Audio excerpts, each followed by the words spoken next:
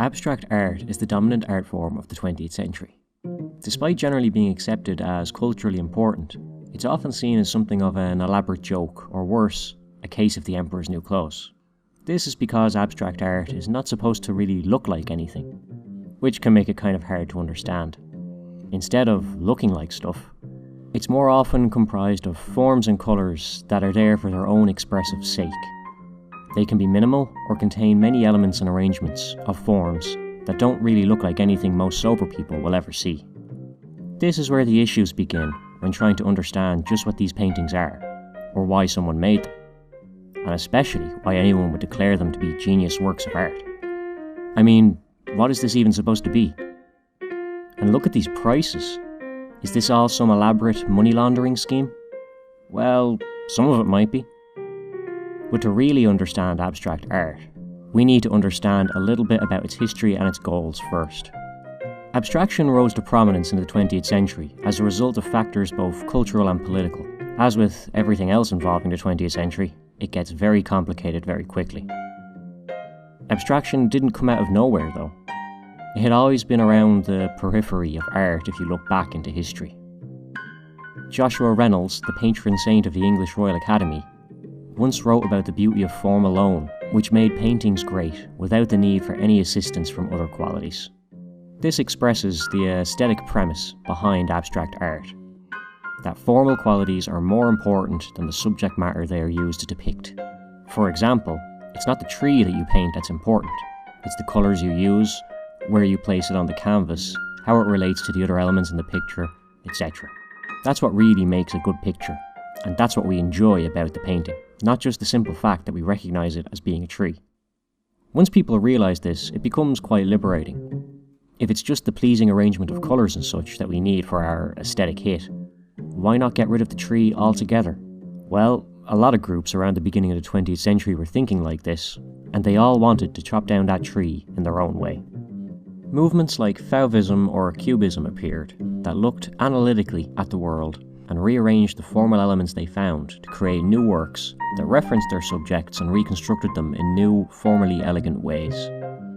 In Italy, the Futurist movement celebrated technology and industrialization in its works, which broke from academic tradition and headed into abstraction as a new way to depict the new world. Meanwhile, the Surrealists were taking painting further away from a need to depict reality, and the Dada movement was doing, well, whatever it felt like really, but mostly acting irrationally. Finally, in Russia, a group of artists were extreme enough to push the boat out and go full abstract, having been inspired by the works of the other movements. Kazimir Malevich would exhibit geometric works like the Black Square, which would set the tone for painting to come in the 20th century.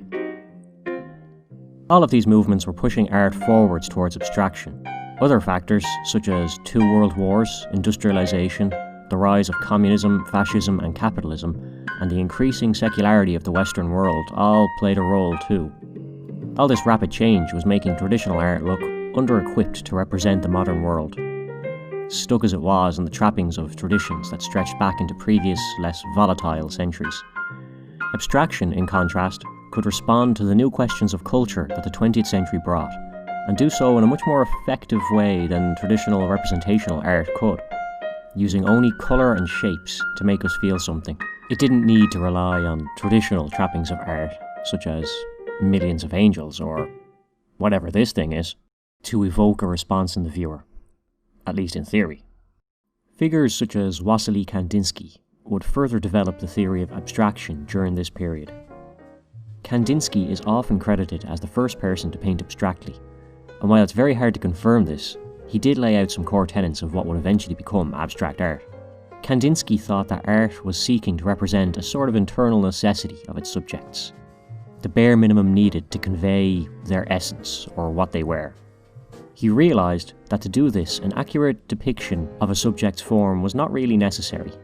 Instead, what was needed was an understanding of what it evoked in us and how we could represent that visually, as what he termed an external necessity.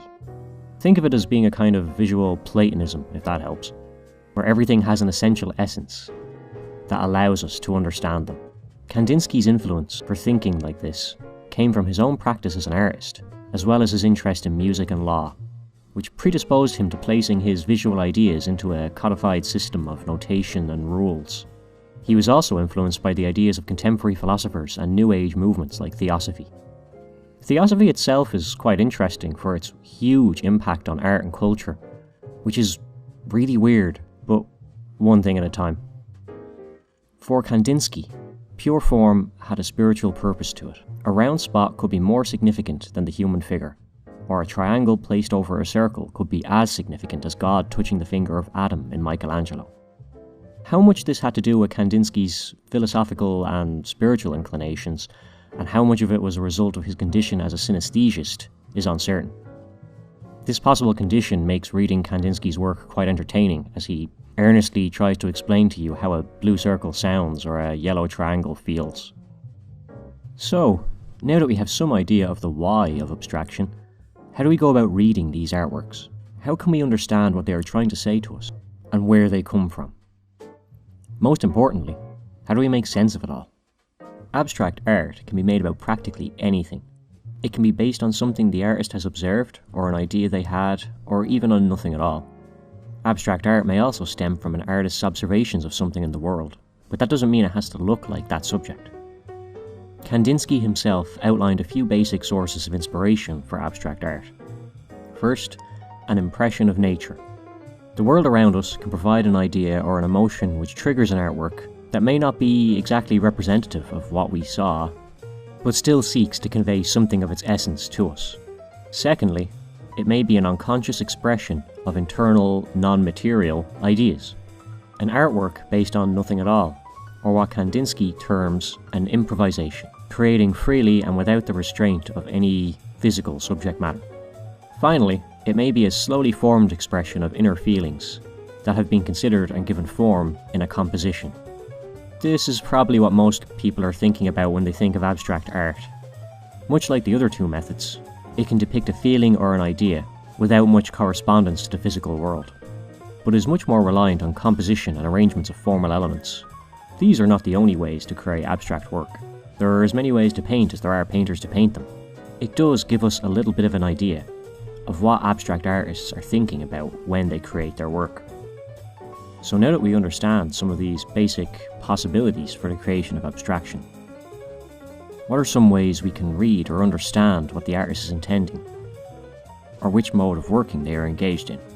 3 more aspects that can characterize abstract art are reduction and simplification, the paring back of what is needed to communicate an idea. Sure, we can overload the eye with information or create very realistic works, but we can also go the other way and attempt to reduce to barest essential forms. Just as Kandinsky thought about the external necessity of depicting a subject. This might sound like a way of doing less work, but removing all but the necessary is actually a very difficult thing to do. The sculptor Brancusi is an example of this working method. He was able to pare back the unnecessary elements in his subjects and leave only those he needed, which results in fluid sculptures that express their subjects in bizarrely elegant ways. This one here, for example, is a bird. I don't know about you, but I think that conveys the essence of birdness pretty well. Construction. Arranging basic forms to create a composition that is not based on any real reality, i.e., it is non-representational. Paul Klee or Kandinsky himself are good examples of this. These paintings can either be sensually appealing or unbearably cerebral, as they rely on pure composition and formal elegance to achieve their goals. Their mileage may vary by how much of an art snob you are, but this kind of art provides some of the purest expressions of what we find beautiful and explores why we feel that way. Free acts of spontaneity. This requires the artist to react naturally to the composition and embrace chance and randomness. Often, this will incorporate the chosen media and embrace its natural tendencies to splash or drip, for example. They can tend to look messy and be very hard on the eye, but it also provides another way to paint abstractly, which is not so limited to compositional rules as in Kandinsky's work. Pollock is probably one of the best known examples of this kind of art, and it has become an important part of painting today, which often falls under the umbrella term of materiality. This kind of painting rejects the illusionistic qualities of art, and instead embraces the natural qualities of the materials in use. It calls attention to their existence, as well as the act of using these materials to make the non-physical physical. So now that we have a grasp of the history of abstraction, some ways it can be inspired, and some ways in which artists can work with that inspiration, we can come a little bit closer to understanding all of this mad abstract art. There may actually be some method to this madness after all, it seems. There are a few other interesting things about abstraction that contributed to its creation, which we do not typically think of today when someone brings up these mad abstract artists. Firstly, abstraction was intended to be a rational and logical kind of art, not some flaky subjective nonsense as it is often characterised today. It attempted to remove all artifice and subjectivity, paring back at the art to leave only what was essential to its needs, as Kandinsky and others had proposed. It did not seek unnecessary complications or embellishments just for the sake of it, and by doing so, hoped to make itself more accessible to the average person. Following on from this, the new art was kind of secular. It didn't spend its time depicting God's glories or the power of church and state, as most art before had occupied itself with. The angels and cherubs of Renaissance art are long gone, and replaced with a calculating mode of representation that in theory could be understood by everyone, not just the devotees of a particular ideology. Third, it was intended to be art for the people.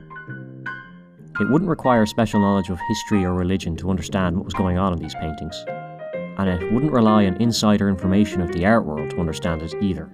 If the art was logically created to be accessible to all, then everyone could enjoy it and engage with it, regardless of nationality, education, or social standing. It was to be an art for a global society. You can imagine what a great job they did with all of this when you consider how this kind of art is seen today, as pompous, elitist, and totally disconnected from reality. The fact that so few people understand or care about it today is probably the greatest failing of this kind of art. The intentions are there though, and the ideas of a cold, hard, logical system of art would probably be very appealing to a lot of people today who hate exactly this kind of art, ironically enough. What brought about this downfall of abstraction in the eyes of the public was not the works of Kandinsky and his cohorts, however. That would be the result of an even more complex affair that began in the aftermath of World War II. It would involve shadowy cabals, mass manipulation of the public, and artificial control of information. As with many other ideas with disastrous consequences, it would originate in America, and it would use abstraction as a way of waging an ideological war